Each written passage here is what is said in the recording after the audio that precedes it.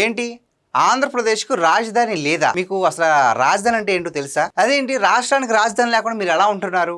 ఎప్పటి వరకు అంటే మన రాష్ట్ర విభజన తర్వాత ఎప్పటి వరకు ఇలాంటి మాటలు, ఇలాంటి అవమానాలు మనం ఎన్నో ఎదుర్కొన్నాం. అయితే ఇక చాలు అన్నట్టుగా మొత్తానికి మన రాష్ట్రానికి అమరావతి రాజధానిగా చట్టబద్ధత అయితే మరి బిల్లు పాస్ అవ్వడం జరిగింది.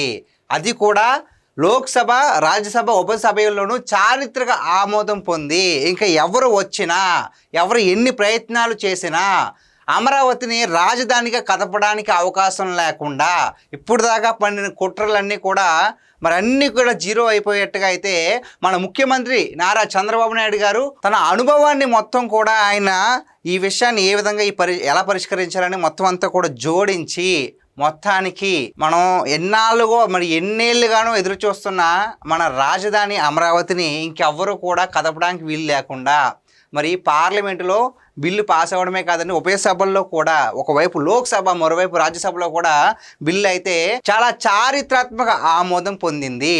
మరి అతి త్వరలోనే రాష్ట్రపతి గారి దగ్గర కూడా ఈ గెజిట్ అయితే పాస్ అవుద్ది. గెజిట్ పాస్ అయిన తర్వాత ఇంకా ఎవరు ఎన్ని కుట్రలు చేసినా, లేదంటే ఇంకా ఎవరు ఎన్ని ప్రయత్నాలు చేసినా అమరావతి అంటే వర్షం వస్తే మునిగిపోద్ది, అది చేపలు పట్టుకోవడానికి తప్ప దేనికి పని చేయదు, మేము ఒకవేళ మళ్ళీ అధికారంలోకి వస్తే కనుక మేము అమరావతిని రాజధానికి ఒప్పుకోము, ఇన్ని వేల ఎకరాలు ఇచ్చిన మీరంతా వేస్ట్ అనుకున్న వాళ్ళంతా కూడా మరి ముక్కును వేలేసుకునేలాగా మన రాష్ట్ర రాజధానిగా అమరావతి అయితే మరి బిల్ పాస్ అవ్వడం జరిగింది.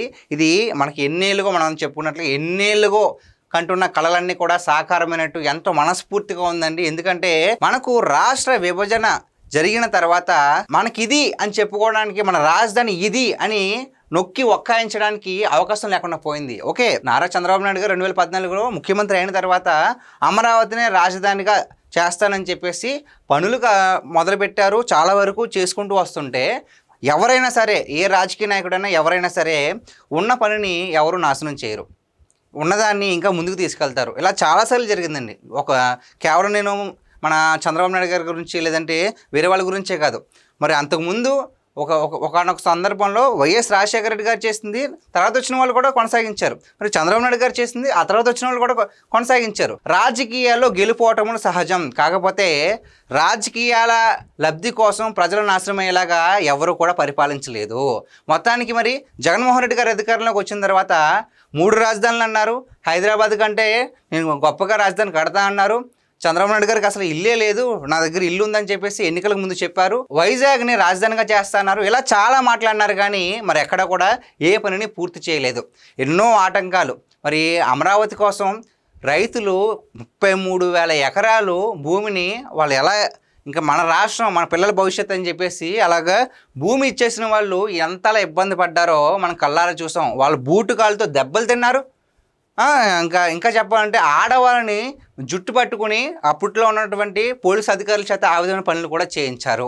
మొత్తానికి ఇన్ని అరాచకాలు, ఇన్ని దౌర్జన్యాల తర్వాత మనకు రాష్ట్ర రాజధానిగా అమరావతి, దీన్ని కదపడానికి ఇంకెవ్వరి వల్ల కాదు అని చెప్పేసి మొత్తానికైతే మనకు ఒక రోజు వచ్చింది. మరి మనం ఇందాక చెప్పుకున్నట్లుగానే రాష్ట్రపతి గారు సైన్ చేసిన తర్వాత ఇంకా మన రాష్ట్రానికి రాజధాని అమరావతి ఆల్మోస్ట్ కన్ఫర్మ్ అయిపోయింది. ఇంకా దీన్ని మార్చడం ఎవరి వల్ల కాదు. మన భవిష్యత్తు, మన తర్వాత తరాల భవిష్యత్తు కూడా ఇంకా చాలా వరకు సేఫ్ అని ఒక నమ్మకం వచ్చింది. చాలా మనస్ఫూర్తిగా అయితే ప్రతి ఒక్క తెలుగు పౌరుడు కూడా చాలా ఆనందంగా ఉన్నాడు. మరి మీకు ఎలా అనిపిస్తుంది ఈ చట్ట సవరణ బిల్లు ఆమోదం పొందడం మీద?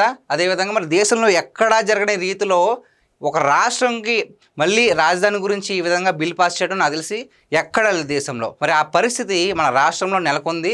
మరి అదేవిధంగా మంచి దిశగానే అయితే ఇది ముందుకు వెళ్తుంది. మరి మీకు ఎలా అనిపిస్తుందో కామెంట్ చేయడం మాత్రం మర్చిపోకండి. సో గైస్, ఇది ఈరోజు మన వీడియో. ఈ వీడియో పైన మీ విలువైన అభిప్రాయాన్ని కామెంట్ చేయండి.